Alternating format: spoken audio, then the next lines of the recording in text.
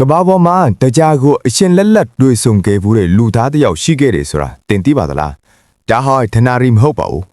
လွန်ခဲ့တဲ့နှစ်ပေါင်း1400ကျော်ကခိုင်မာတဲ့တမိုင်းမှတ်တမ်းတစ်ခုပဲဖြစ်ပါတယ်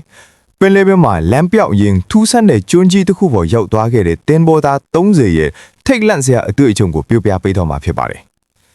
ခရစ်ယာန်ဘာသာဝင်တူဖြစ်တဲ့တမင်ဘင်ဒါရီနဲ့တငယ်ချင်း30ဟာပင်လယ်ထဲမှာတင်ပေါ်စီရင်မုန်တိုင်းမိပြီးတလကြာလမ်းပြောက်သွားခဲ့ပါတယ်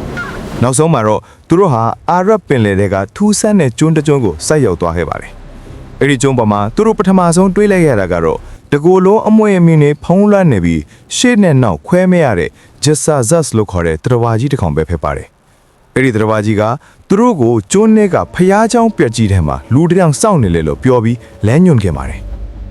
သူတို့ဖျားချောင်းနဲ့ရောက်တဲ့အခါမှာတော့ကြောက်မက်ဖွယ်ကောင်းတဲ့မြင်းကွင်းတစ်ခုကိုတွေးလိုက်ရပါတယ်အေယာမလူသားကြီးတစ်ယောက်ဟာ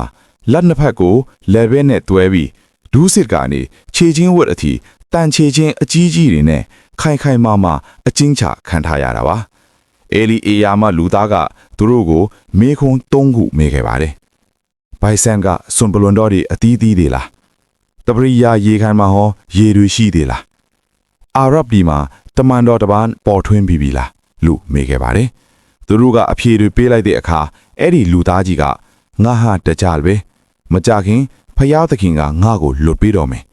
ငါလွတ်လာရင်ကဘာအနှံ့40ရက်အတွင်းလှဲ့လဲခက်စီးမယ်လို့ကြေညာခဲ့ပါတယ်